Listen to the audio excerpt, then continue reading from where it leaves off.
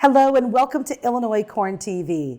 Don't forget to subscribe to our YouTube channel, like us on Facebook, or go to ILcorn.org for more information about agriculture news affecting our farmers in Illinois.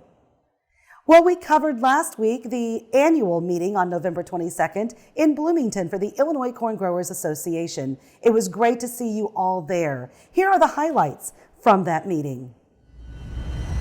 What's so unique is your former career was with Illinoiscorn, and you helped create this very award. I did. Tell us what was the premise behind creating the award. I think a lot of people, when they, rare occasion, most people think about farmers. They think about them being local and for the contributions they make in their farm in their backyard. But really, what they do has a global reach.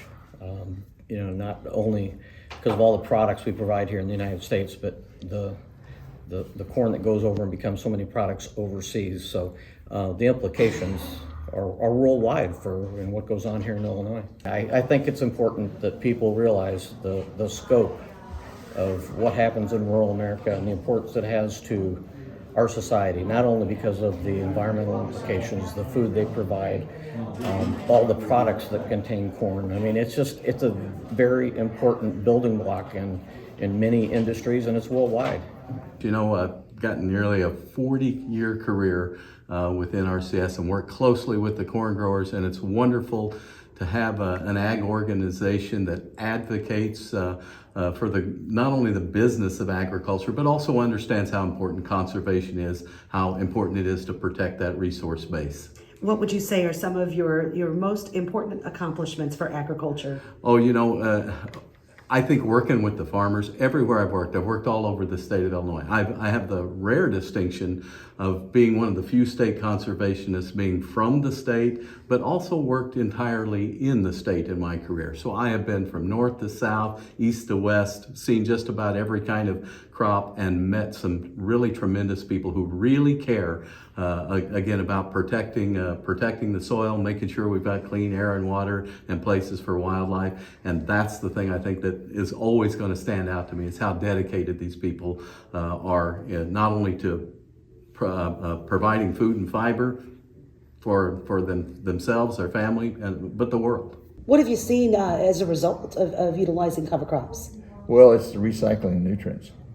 I'm not only protecting the soil, I'm not only armoring the soil that we ask people to do for soil health. What we're really focused on is getting them used to recycling the nutrients. In other words, we trap phosphorus in the clay mineral, but the mycorrhizae fungi can retrieve that phosphorus.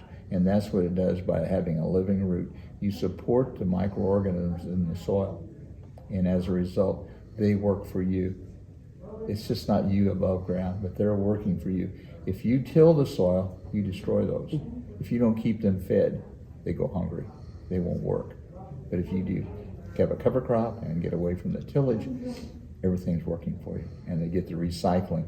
And it's coming out for me in very good yields. I'm actually reduced my fertilizer costs. I mean, that's not big, huge. I've got a lot of residual phosphorus because of manures. I had a confinement hog operation, and one 660 acres has got a lot of manure on it, and I don't have to apply any fertilizer. You've been listening to ILLinoiscornTV and seeing the highlights from another successful Illinois Corn Growers Association meeting. I hope you had a great Thanksgiving. We'll see you next week. Thank you for tuning in to ILLinoiscornTV.